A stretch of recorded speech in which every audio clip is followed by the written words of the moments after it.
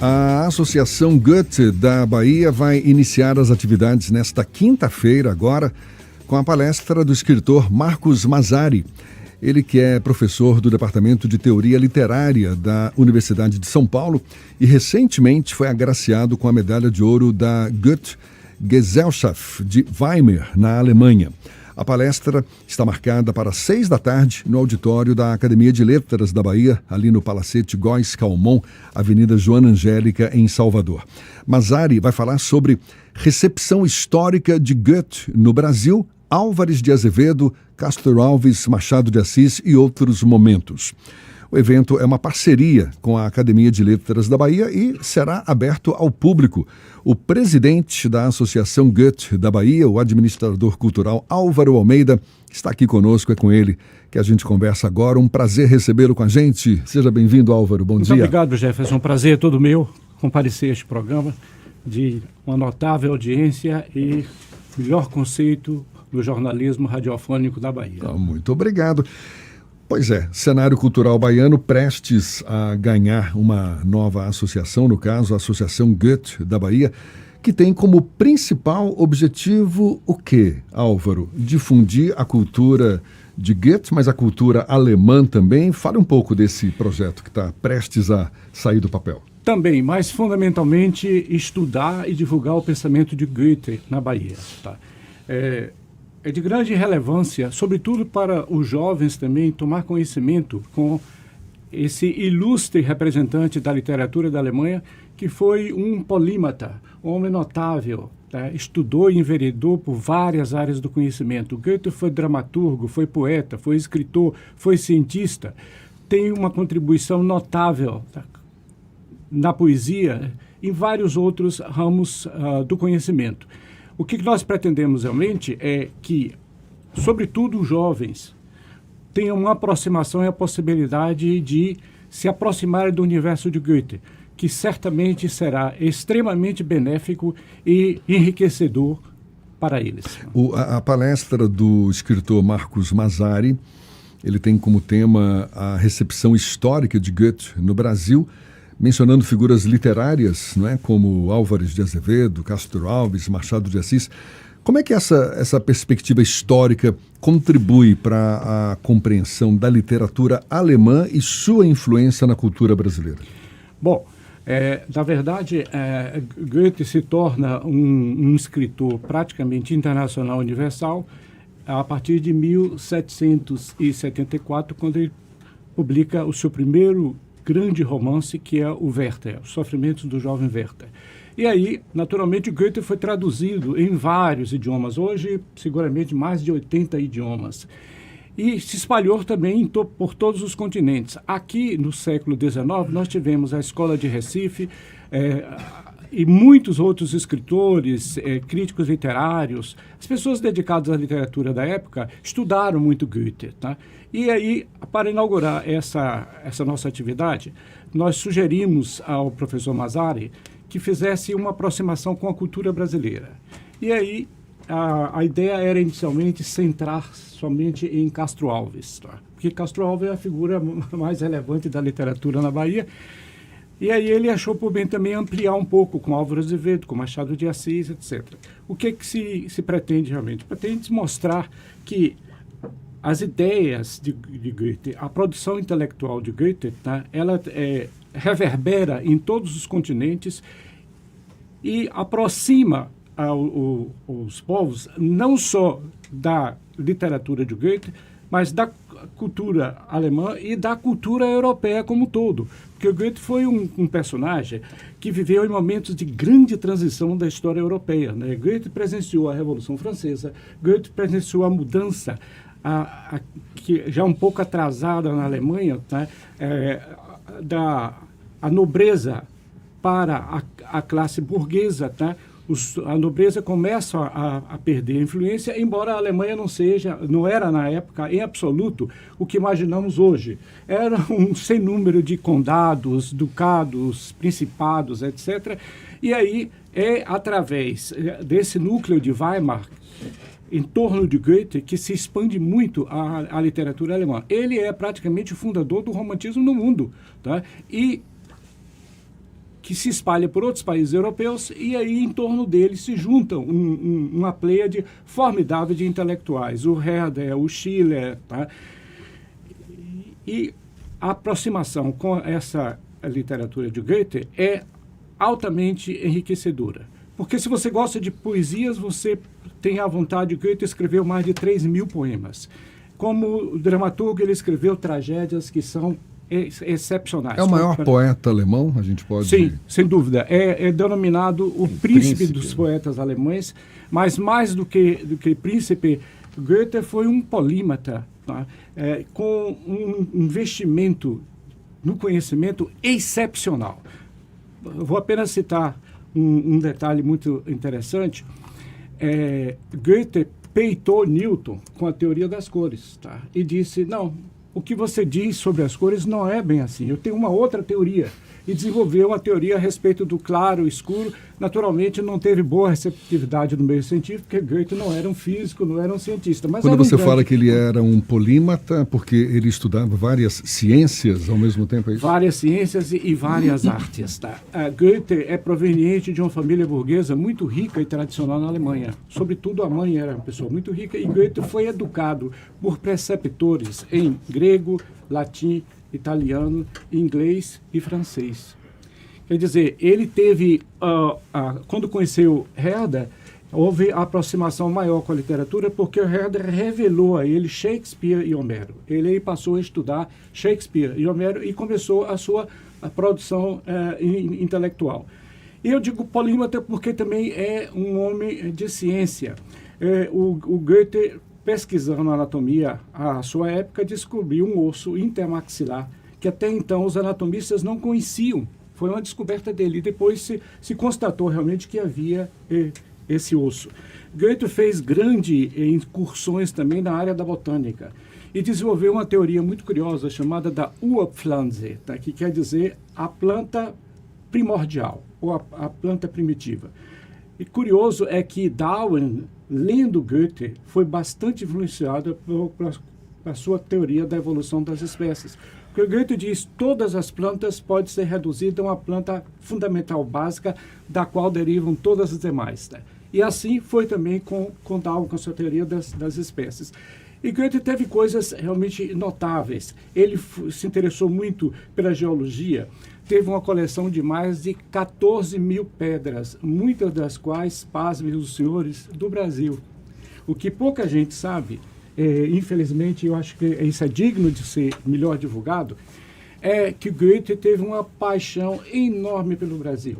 Nenhum outro artista do século XVIII e século XIX se interessou tanto pelo Brasil como Goethe. Essa tal recepção histórica de Goethe no Brasil, que é o tema da palestra de Mazari, ocorreu quando? Já a partir do século, sobretudo a segunda metade do século XIX. Certo. É onde ele Ernesto está doido para fazer uma pergunta também. Professor, o senhor citou grandes nomes de cientistas, de pensadores, de escritores, etc., que com certeza são desconhecidos, talvez, para a maioria dos nossos ouvintes, quem está acompanhando nossa entrevista agora. E o senhor traz um personagem de alta relevância, de alta importância na produção do conhecimento humano. Mas por que essa figura é importante ser conhecida por quem nos ouve agora e que outras oportunidades a associação vai proporcionar para quem ainda não conhece Goethe e, pelo menos, se iniciar nesse universo que, pelo que o senhor descreve, é absolutamente fantástico? Muito obrigado, senhor Ernesto, pela oportunidade de falar. Exatamente. Eu vou começar pela finalidade da associação. Então, essa associação, que é sem fins pecuniários, aberta ao público em geral, ela visa, como disse anteriormente, estudar e difundir o pensamento de Goethe. E por que Goethe é importante? Goethe é importante porque Goethe faz-nos pensar, aprimora a nossa sensibilidade, é um impulso em direção ao conhecimento estético, científico, literário. Vejam, autores há que dizem que toda a nossa formação é basicamente uma formação literária, porque daí derivam todas. Você se inicia na vida literária, tá? E aí a partir daí você vai ler todos os outros textos que sua vida profissional no futuro, tá, vai colocar diante de sua vista. Então, é essa aproximação com a literatura que nos humaniza, que desperta nas pessoas, aprimora a sensibilidade, desperta para o mundo da fantasia, da erudição. E Goethe, tá, por suas obras, é extremamente culto, faz uma literatura extremamente elevada. É aquele autor que, quando você termina de ler uma obra, é como ouvir uma sinfonia de Beethoven, ou Schubert, ou Mendelssohn, ou qualquer outro grande compositor.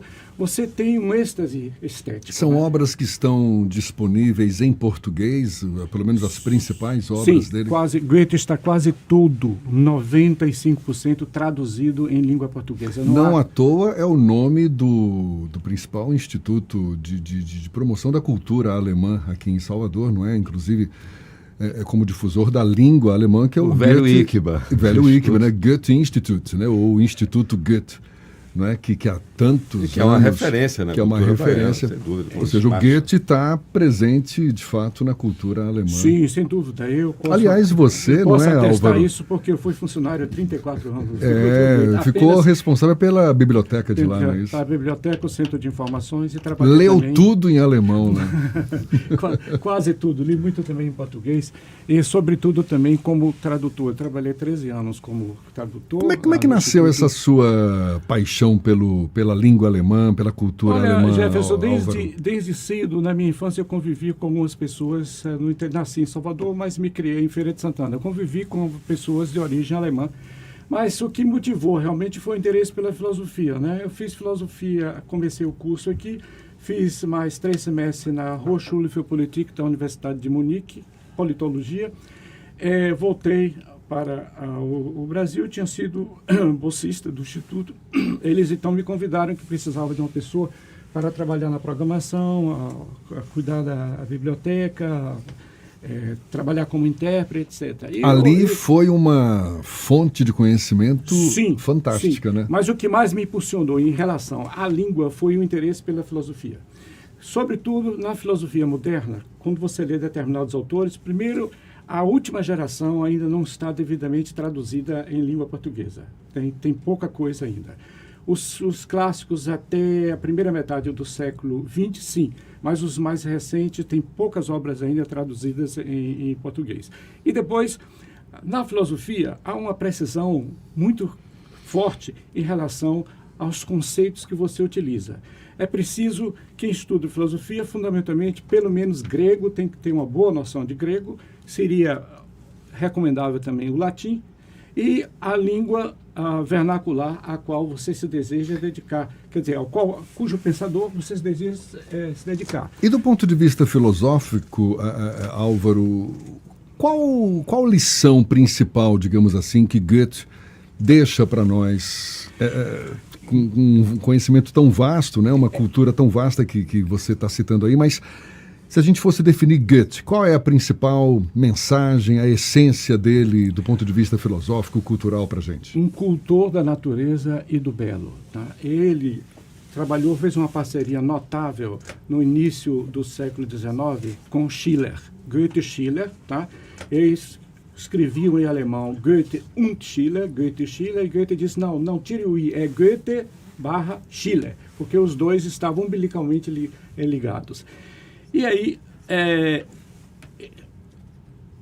essa escola clássica de Weimar adotou, já de Platão, uma formulação muito interessante. Se dedicavam ao belo, ao justo e ao bom. Eram os ideais dele. Então, os romances de Goethe, qualquer um que você lê, geralmente tem descrição primorosas da natureza. Goethe se dedicou muito também à filosofia através de um pensador chamado Friedrich Jacobi, que o influenciou muito. E Jacobi era um grande conhecedor de Spinoza. Tá? E iniciou Goethe no espinosismo. E Goethe se tornou espinosista, foi cristão, batizado luterano, porque era uma família tradicional de Frankfurt, onde ele nasceu. Bombardeado por Spinoza. Bombardeado por Spinoza. Mas abandona o cristianismo e ele se torna panteísmo. Então, para Goethe, o amor à natureza, o desenvolvimento da sensibilidade, é um aprimoramento intelectual para todo homem. Inclusive, tem um livro dele que eu recomendaria muito, chamado Máximas e Reflexões. São os pensamentos de Goethe. Goethe faz autoajuda em alto nível, nível filosófico. Né? Me permita aqui, professor, trazer um pouquinho Goethe aqui para o nosso mundanismo aqui. É que tem um ouvinte aqui erudito, sarcástico, né? E um sacana torcedor do Vitória está aqui ouvindo a nossa entrevista.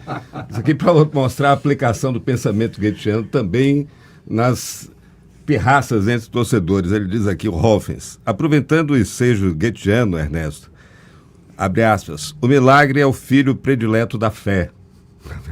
Para sacanear a gente. Só um milagre para aliviar o infausto deste que se aproxima do tricolor baiano. Tá vendo aí? Goethe também é futebol.